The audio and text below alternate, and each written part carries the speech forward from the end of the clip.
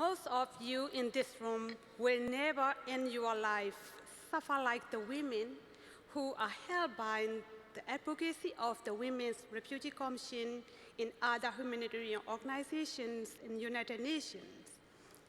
You came to this room to be open, to learn. You are getting a taste of what it can be, and you know it is bitter. But you are here, and I appreciate that. When there is a very hard situation in very hard lives, we all need to do a lot. Dio said that I had the choice to leave Myanmar. Leaving would have solved some problems for me and for my children. But if I live in my life in Myanmar, I cannot speak out about the hardships of the women in that community. I cannot join the Women's Refugee Commission in speaking on their behalf to the international community today. My organization is the only one in the area that focuses on women's education, gender equality, and empowerment. I stay so I could continue closely working for those women. This is not the work I imagined I would do. My education is in physics. I began my career as a teacher. For 12 years, in addition to academics, I helped my students learn how to trust each other in what the world is about. We are not alone in this world. In Myanmar, this is a very challenging lesson. Mistrust is built up over the generations till now, and there is a lack of perspective. All of us in Myanmar, whether Buddhist, Christian, or Muslim, or whoever, have been victims of collapsed system, but not to the same degree, of course. The Rohingya women suffer most of all. There are huge gaps in needs. All of them are in something like a prison. They are isolated and cannot move from even village to village. And as they need permission, what this means is if you have a disease, you cannot go out to get the cure. Women have to be home throughout the day. Many are abandoned. Girls are left behind, pregnant, or they are responsible for the children. When we want to provide for them, there are the lots of restrictions. Women must answer to head of the family, religious leader, and the government too. It is a triangle.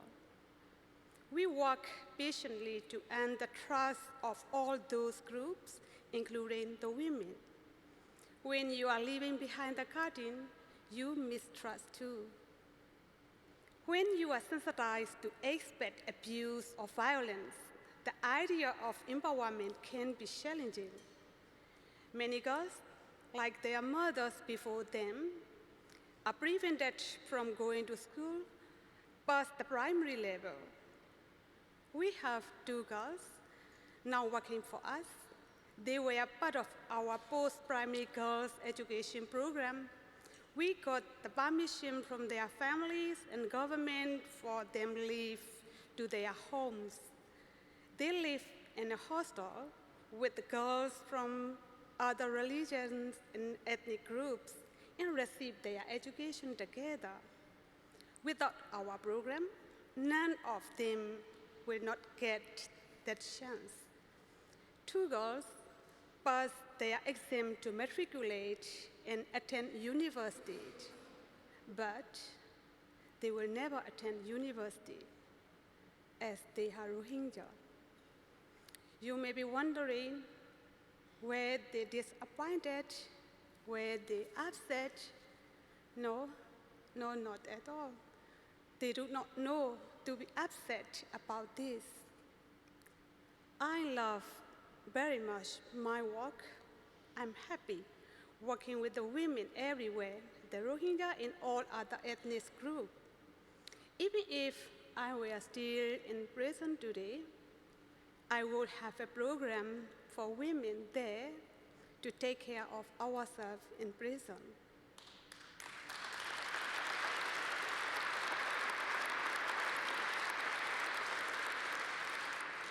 I have no bitter at all.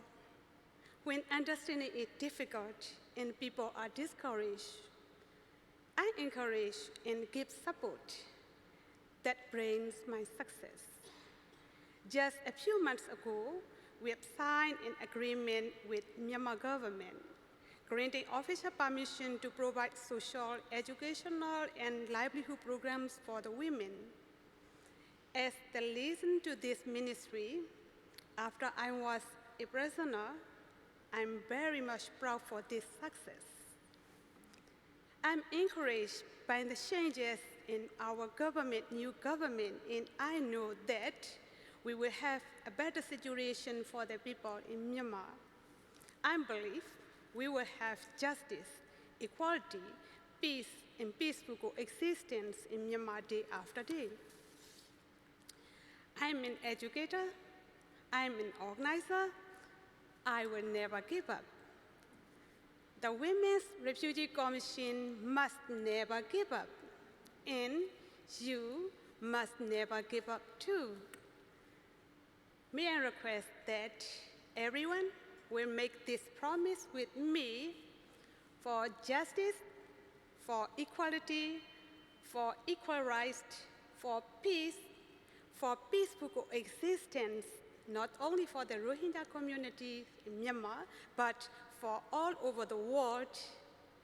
Make a power fist and look at the person beside you and let's commit together.